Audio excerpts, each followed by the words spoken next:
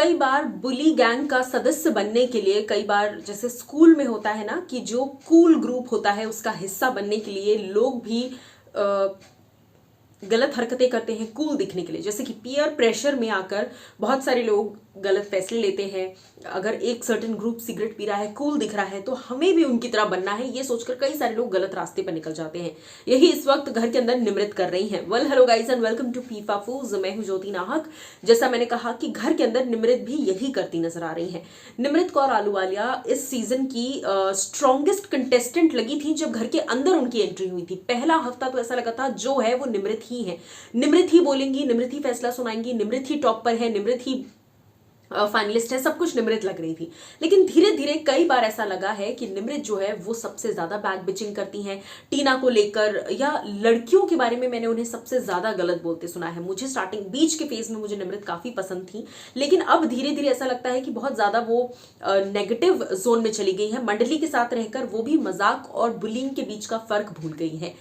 मैं आपको बता दूं कि हाल ही में सुंबुल को लेकर जो कुछ भी निमृत ने कहा है ये बहुत ही गलत जा रहा है, और गलत है इसलिए गलत जा रहा है।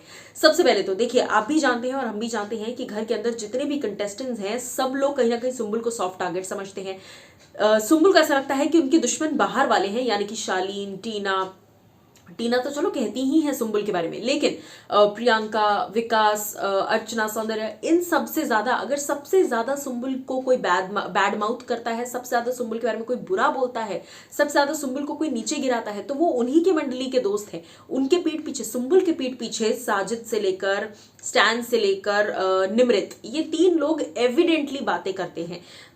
शिव फिर भी थोड़ा शांत रहते हैं, शिव उतना नहीं कहते। आप हमेशा देखना जब भी ऐसी कोई बात हो रही होगी शिव का रिएक्शन थोड़ा अलग ही रहता है कि ठीक है मैं बैठा तो हूं, मैं इसमें हाँ या ना मैं बोलूंगा भी, लेकिन ठीक है, मतलब वो डिसइंटरेस्टेड रहते हैं जब भी सुंबुल के बारे में कुछ बुरा बोलने की बात होती है। कल भी सुंबुल के पापा का मजाक उड़ाया जा रहा था, वहां पर भी शिव भले ही थे लेकिन वो उस चीज का पार्ट नहीं बन रहे थे, वो चुप बैठे हुए थे, बीच बीच में हंस रहे थे just to be the part. कल निमृत ने पाउडर रूम में वॉशरूम एरिया के पास जो कुछ भी कॉन्वर्जेशन देखा सुना, उसके बाद वो आई, आकर उन्होंने सीधा उस चीज को साजिद को बता दिया। आपको पता नहीं है निमृत कि सबसे ज्यादा जिसके सामने जाकर आप अच्छी स्टूडेंट बनने की कोशिश कर रहे हो, उस टीचर की गुड बुक्स में आने के लिए, वो ही टीचर सबसे ज्यादा आपको ही बुरा भला कहते हैं। आपके पीठ पीछे सबसे ज्यादा उन्हें सुंबुल का उतना भी ये नहीं है, उन्हें तो सबसे ज्यादा डिस्ट्रस्ट आप पर है, आपको वो 1% ट्रस्ट नहीं करते।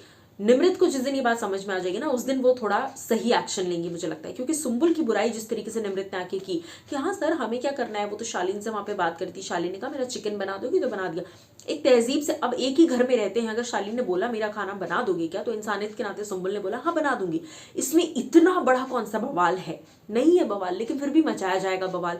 जब साजिद इतना मजाक उड़ाते हैं सुंबुल का, उसके बावजूद सुंबुल उनके काम कर रही है, तो फिर शालीन तो फिर भी बहुत बेटर है सुंबुल से, साजिद से, स्टैन से, निमृत के कंपैरिजन में शालीन बहुत बेटर है। ठीक है, उन्होंने इस लेवल पर सुंबुल का कभी मजाक नहीं उड़ाया जिस तरीके से। मुझे लगता है अब सुंबुल के पापा को एक्चुअली में ज्यादा रिएक्ट करना चाहिए, जिस हिसाब से निमृत, स्टैन और साजिद उन्हीं की बेटी की बुराई उन्हीं के पीठ पीछे कर रहे हैं। और निमृत को शायद ये बात बहुत जल्द समझ में आ जानी चाहिए कि सबसे ज्यादा बुराई उन्हीं की जाती है उनके पीठ पीछे।